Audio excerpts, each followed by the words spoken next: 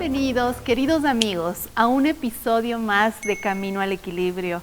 Y el día de hoy tenemos algo muy importante para tratar, y es acerca de la salud mental de los niños desde la neurociencia. Un tema fascinante que hoy en día tiene mucha relevancia y mucha importancia porque nos da luces de cómo actuar con nuestros niños, qué hacer, cómo ayudarles a tener mayor bienestar mental, emocional. Recuerda que en este espacio le damos mucha importancia a mirarle al ser humano desde todas las facetas, mental, emocional, física y espiritual. Así que vas a tener muchas herramientas porque el día de hoy tenemos una experta que nos va a ayudar con este tema. Soy súper feliz por nuestra invitada. Es importante que le demos atención a la educación, al desarrollo cognitivo, emocional de nuestros niños. Así que presta mucha atención. Y vamos a hablar ya con nuestra invitada del día de hoy. Estoy súper contenta de tener aquí a Sofía López Vallejo. Ella es psicóloga clínica, también es PhD en neurociencia, estudió y se formó en la Universidad de Granada y tiene una especialidad en el desarrollo de los niños desde la neurociencia. Así que bienvenida, Sofi, es una alegría tenerte en el programa hoy. Muchas gracias por la invitación. Yo estoy muy contenta de poder presentar este tema. Yo creo que la neuropsicología es fundamental desde cómo tratamos a los niños, cómo nos vinculamos con los niños, considerando siempre el cerebro, ¿no? Cómo ese cerebro está en desarrollo, está funcionando. Y vamos a entrar en materia para descubrir cuáles son los aspectos más importantes dentro del desarrollo de los niños y el bienestar emocional y mental. Entiendo que para que esto se dé, hay algo muy importante que se habla mucho en neurociencia y vamos a definir qué es, vamos a conocer qué es esto de la neuroplasticidad en la neurociencia y especialmente cómo influyen los niños. Pero primero definamos qué es la neuroplasticidad. Bien. Bueno, primero es importante hablar de neurodesarrollo, porque en general el neurodesarrollo implica una etapa bastante prolongada, ¿no? Desde que estamos en el vientre de nuestras madres hasta cuando llegamos casi a la adultez. Entonces, cuando hablamos de neuroplasticidad, estamos involucrando toda esta etapa, todo este estadio, todo este periodo prolongado de desarrollo. Y cuando hablamos de neuroplasticidad, hablamos de esa capacidad que tiene nuestro cerebro de establecer nuevas conexiones, de reestructurarse constantemente, como a veces pensamos que no es capaz, ¿no? Que perdemos esas habilidades, pero también tenemos esa habilidad natural de reestructurar, de mejorar, de desarrollar una habilidad. Entonces, la neuroplasticidad es básicamente eso y puede darse desde el desarrollo normal, ¿no? Desde las diferentes etapas del neurodesarrollo, vamos a generar conexiones a medida que vamos especializando nuestras habilidades, pero también desde el aprendizaje, siempre y cuando recordemos al día siguiente ese aprendizaje, con lo cual la neuroplasticidad, esas nuevas conexiones que se dan en el cerebro, dependerán del nivel de estimulación que estoy experimentando constantemente y de lo que viene del entorno. Entonces, ¿qué podemos hacer para que se cree más neuroplasticidad en los niños y cómo también el bienestar emocional y mental genera esta neuroplasticidad? A ver, primero es importante que el entorno en el que se desarrolle ese niño sea favorable. Es verdad que no siempre es posible darle todas las la disponibilidad, ¿no? La alimentación, el afecto, la atención. Sin embargo, si ese entorno no es favorable, ese niño no va a poder desarrollar su potencial. Es decir, todos nacemos con un potencial o una capacidad y una habilidad, pero si el entorno no lo permite, no lo vamos a desarrollar. Si el entorno no nos facilita esa estimulación, no lo vamos a hacer, con lo cual, especialmente en los primeros años de vida, cuando más hay una mayor velocidad del desarrollo del cerebro, es fundamental propiciar ese entorno, que existe una buena alimentación, que existe un afecto, que las figuras de cuidado y de crianza sean apropiadas, es decir, no exista violencia, y eso es un poco difícil de lograr, considerando la situación actual en la que nos encontramos. Cuando hablamos entonces de estos factores que son claves en el desarrollo, está esto de la alimentación. Hay algunos alimentos que pueden ser así como óptimos en el desarrollo del cerebro del niño y también en el que impactan la neuroplasticidad y en el proceso cognitivo del niño. Sí, a ver, principalmente lo más importante cuando somos bebés es recibir la lactancia, porque la leche tiene una sustancia protectora, tiene una proteína que sirve como neuroprotector, y lo que va a hacer básicamente es favorecer esa conectividad o favorecer esa neuroplasticidad. Como decía, esa conectividad que se da en el cerebro es un poco que esas corrientes eléctricas que pasan de un lado al otro en el cerebro sean óptimas o sean veloces. Entonces, la neuroplasticidad va a mejorar o se va a permitir si es que, por ejemplo, recibimos leche de nuestras madres los primeros años de vida. Vamos a tener esta sustancia neuroprotectora que va a permitir esa conectividad. Y ya a medida que vamos creciendo, efectivamente necesitamos una nutrición apropiada. Hay una tendencia en nuestro país a veces de alimentarnos con muchos carbohidratos, y desafortunadamente los carbohidratos, si bien van a convertirse en una fuente de nutrientes para nuestro cuerpo, van a ser mucho de azúcar, no van a favorecer mucho, pero van a ser bastante glucosa. Entonces es importante que en los primeros años de vida no solo existe esa glucosa, ¿no?, sino también otros nutrientes, proteínas, demás. Bien, y otro de los factores importantes, tú hablas, creo que súper vital en el crecimiento y desarrollo de un niño, es la afectividad, el vínculo, los afectos. Profundicemos un poco más sobre esto. Bien. A ver, es importante considerar que todos los seres humanos necesitamos un respeto, tenemos derechos y tenemos... es necesario que nos respeten, y a veces subestimamos eso en los niños porque son pequeños, ¿no? Dejamos de lado que son personas que están desarrollando a su máximo potencial en los primeros años de vida, y asumimos que no entienden porque son pequeños.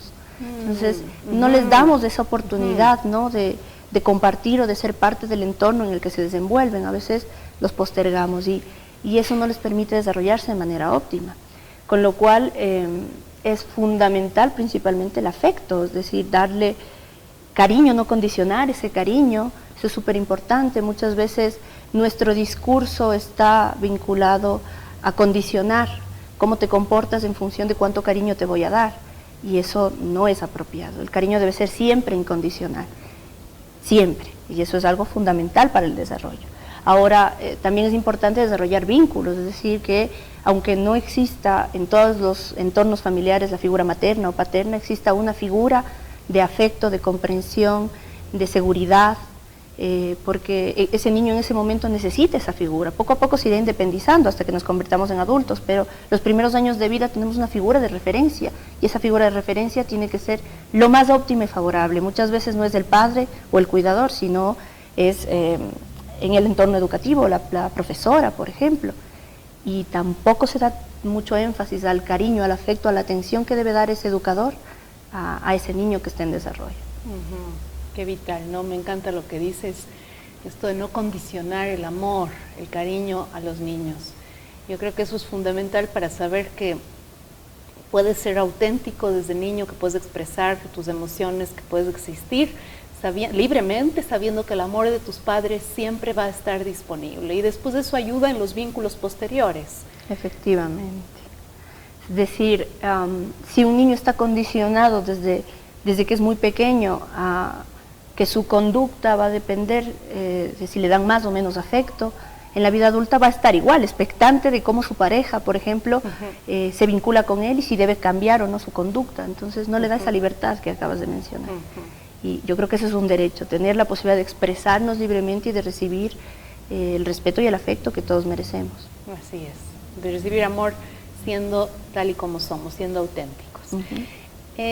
Otro factor importante es el estímulo cognitivo que el niño tenga, ¿verdad?, para que pueda desarrollarse de la mejor manera, activar su potencial y también tener más neuroplasticidad. ¿Qué estrategias dentro de la estimulación cognitiva o a nivel mental se pueden aplicar o deben considerarse dentro del desarrollo del niño? Bueno, primero es importante considerar que los 6 primeros años de vida son claves para el futuro de la persona, para todos nosotros. Es decir, si en esos 6 primeros años de vida recibimos la estimulación suficiente, vamos a tener un futuro bastante favorecedor. Porque nuestro cerebro va a cambiar de 30 centímetros a casi 57, 60 centímetros. Entonces, poco a poco vamos a ir desarrollando ese cerebro, pero de manera muy acelerada en los primeros años de vida. Por lo tanto, en esos primeros años de vida es fundamental estar como muy atentos a qué cambios se deberían dar según las etapas del desarrollo del niño. Es decir, debería ya caminar, debería ya hablar, cómo debería interactuar con el otro, debería seguir la mirada de su cuidador, sonreír, ¿no? Es normal que por ejemplo, a los 2 primeros meses los niños sonrían, y eso es natural. Si no sucediera, tendría que considerarse, ¿no? Entonces, poder identificar qué debe darse o qué debe producirse en función de las etapas, o las etapas o años de desarrollo del niño, es clave. Y ya con ello, si se identifica que no está pasando lo que se espera, pues poder trabajarlo. Y volviendo al tema de la neurocognición, estimular la cognición del niño es fundamental para que el futuro académico de ese niño sea más ligero. Quiere decir, si yo le estimulo en memoria, si yo le estimulo en inhibición de la conducta o en los impulsos, ¿no? A veces hay una tendencia ahora de diagnosticar TDAH. Entonces, el trabajo en el control del impulso, en la inhibición, es parte de un proceso cognitivo, es una función ejecutiva y hay que estimularla como tal. No solo se trata de regularnos a nivel emocional, sino de controlar el impulso a veces de hablar, de movernos, y eso se trabaja constantemente. ¿Cómo lo hacemos? Bueno, hay profesionales y especialistas para ello, pero desde la casa siempre podemos estimular a nuestros niños. ¿Cómo lo podemos hacer? Intentando complicarles un poquito la tarea. ¿Y por qué voy a esto? Porque muchas veces estamos muy orgullosos, ¿no?, de que nuestros niños se sepan todas las canciones de la guardería, ¿no? Entonces saben todas las canciones, pero es que ya se las han memorizado, entonces no hay un esfuerzo cognitivo para ello. Por eso digo que cada vez que estimulamos a un niño hay que ampliarle un poquito la dificultad, darle un poquito más de dificultad a esa tarea para estimular, ¿no?, para lograr un esfuerzo en ese niño y que ese niño desarrolle más y en mejor medida esa habilidad. Constantemente hablarles es fundamental, interactuar con el niño, respetar sus emociones, explicarle qué emociones está sintiendo, ayudarle a que identifique las emociones. Hay tareas, por ejemplo, del semáforo, ¿no? Si me siento triste, me siento feliz, cómo voy sintiendo algo que me molesta, cómo voy experimentando esto, y poder identificarlo de manera gráfica es clave, ¿no? Porque los niños todavía no han desarrollado un vocabulario extenso de las diferentes variables, por ejemplo, de las emociones, ¿no? Y es un nivel afectivo, pero a nivel cognitivo, por ejemplo, si vemos que el niño está desarrollando la marcha en los primeros años de vida, proponerle hacer actividades al aire libre, ampliar esa dificultad haciendo que le resulte un poquito más complejo, un reto hacer esa tarea para que pueda estimularse un poco más. Interactuar con el niño a través del trabajo con otros niños es fundamental también, porque los niños aprenden desde la observación, desde la interacción con otros. Y sobre todo, ser el ejemplo, porque es difícil ser el ejemplo siempre, pero para los niños nosotros somos los referentes. Entonces, ser ese referente es ser naturales también, es decir, ser nosotros mismos y poder expresar también nuestras emociones, nuestro malestar, para que ellos identifiquen que somos individuos con nuestras circunstancias igual que ellos, y a nivel cognitivo igual, es decir, interactuar con juegos, actividades. Siempre esos juegos y actividades tienen que tener un sentido, no se puede hacer un juego porque nos interesa y nada más, es decir, tiene que haber una lógica de cómo voy a jugar con ese niño, cómo inicio esa actividad y cómo termino esa actividad de juego. No le puedo dejar súper alterado o emocionado porque tengo que regularle posterior a ese juego, por ejemplo.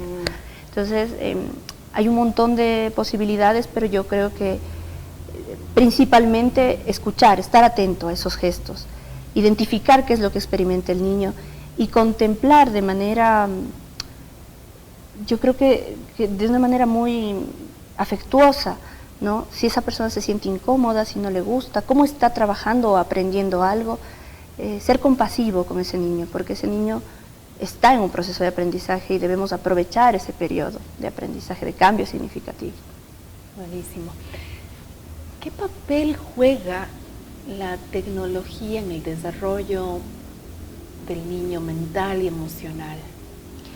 Bueno, a ver, la tecnología sí que es un tema que se debate muchísimo y que hay muchos puntos a favor y en contra al respecto, pero yo creo que no podemos evadir a los avances de la tecnología, no podemos darle la espalda.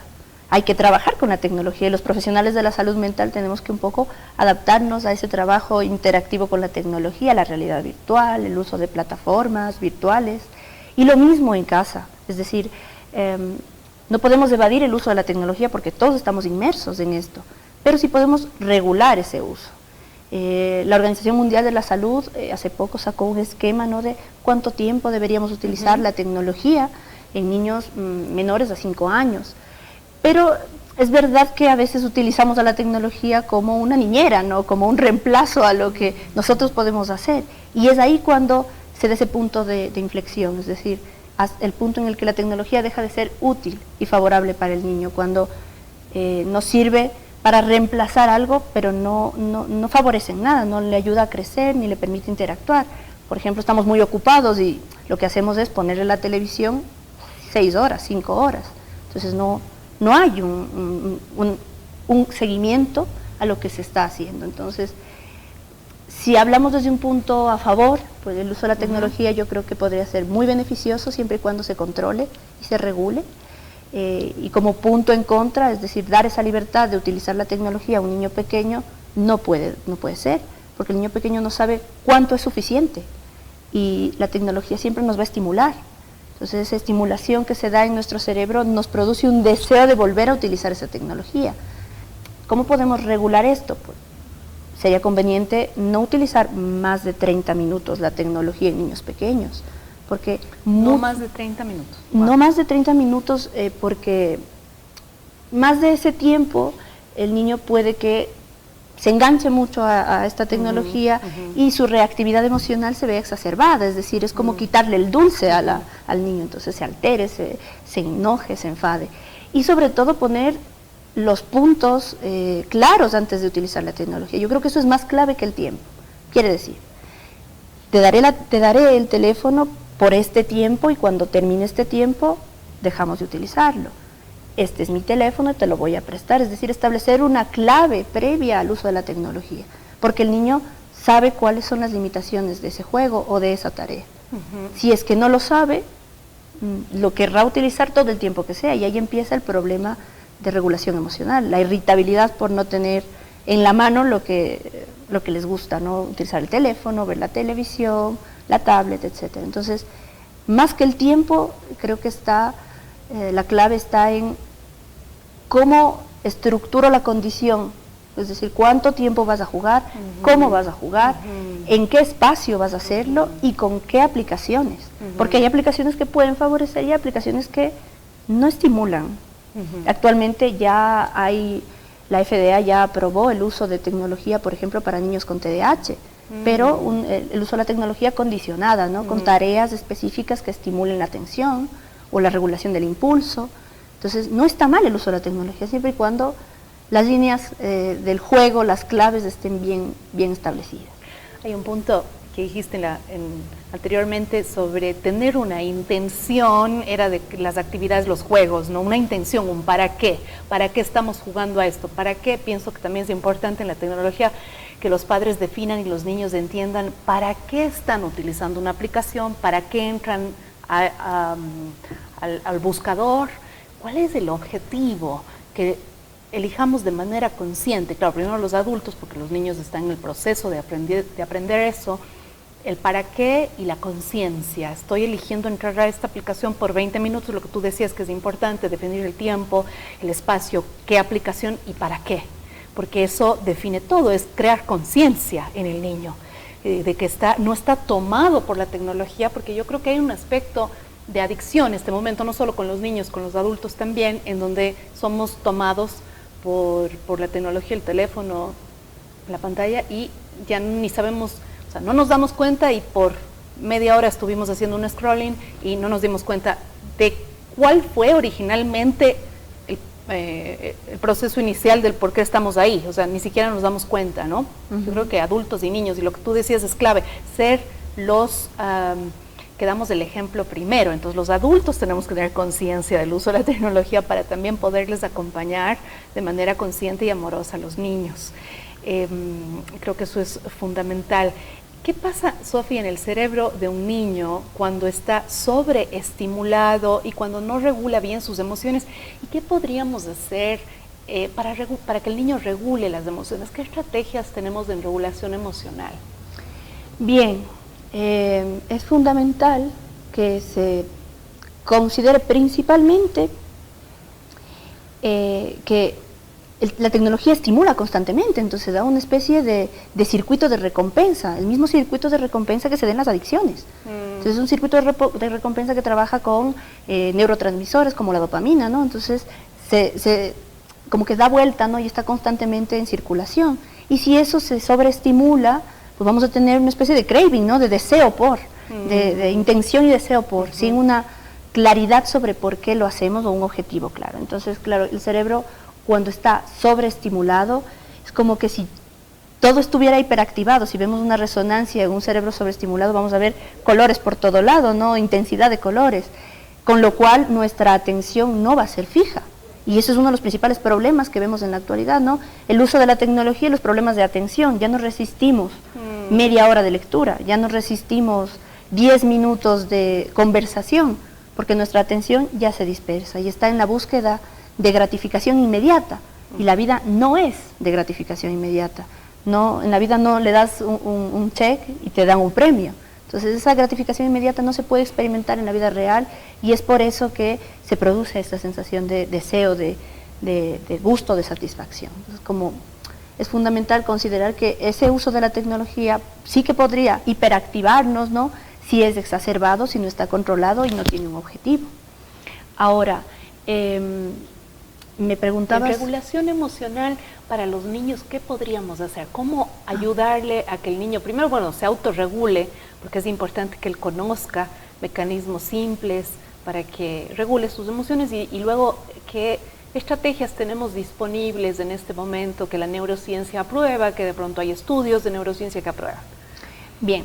Bueno, en general, el trabajo de la autorregulación emocional tiene que tener un soporte importante en la estimulación cognitiva. Quiere decir, si yo trabajo en las funciones ejecutivas, que son procesos especializados, pero que se desarrollan principalmente en los primeros años de vida y ya terminan su desarrollo en la adultez temprana incluso, o en la adolescencia tardía, si los tenemos bien desarrollados podemos regularnos mejor. Es decir, si yo puedo controlar mi impulso por moverme, también puedo autorregularme para reaccionar de manera apropiada. Entonces, debería haber una base de estimulación. Y esa base de estimulación debe ser desarrollada desde los entornos educativos, por ejemplo, desde el trabajo constante que se haga a veces en centros de estimulación o neuropsicológicos, pero dentro del entorno familiar, por ejemplo, se podría hacer el juego del estatua, es un juego muy sencillo de control del impulso. Es decir, cada vez que juguemos a la estatua y haya una condición, tienes que quedarte quieto o no tienes que moverte. O, por ejemplo, utilizar una plumita, ¿no? Y cada vez que te haga cosquillas, intentar regular. Entonces, de esa manera, esos juegos, esas actividades de regulación a nivel cognitivo y a nivel emocional podrían favorecer. Buenísimo. Me encanta lo que dices y me parece tan interesante esto de que juegos tan simples y que están en la cultura, ¿no? Ahora vamos a empezar a hablar de la cultura y qué importancia tiene un efecto tan poderoso, por ejemplo, el de la estatua, que no me hubiera imaginado el poder que tiene en el control del impulso. Claro. Y que también lo que hacemos con el cuerpo al controlar esto, ¿no es cierto?, me va a afectar a la mente directamente. Claro, somos una unidad, eso es un poco lo que siempre hablamos, ¿no?, en el programa. Lo que está pasando en la mente va a afectar, el cuerpo afecta a la mente y viceversa. Totalmente. Entonces me encanta esto de que estoy controlando el movimiento corporal y al mismo tiempo estoy reforzando la función cognitiva del control de una respuesta de, por ejemplo, no hablar en algún momento o controlar alguna respuesta emocional. Me parece tan útil que miremos esto. Quiero hacerte una última pregunta ya cortita porque vamos a empezar a cerrar. Esto es un contexto en nuestro país y el efecto que tiene con los niños. Sé que una de tus investigaciones principales es la influencia de la cultura en el desarrollo neuronal de los niños y obviamente en su desarrollo mental y emocional en los niños. ¿cómo influye la cultura, y especialmente en el contexto de nuestro país, que es tan diverso, ¿no? Culturalmente, socialmente? ¿Cómo impacta la cultura en el desarrollo de los niños?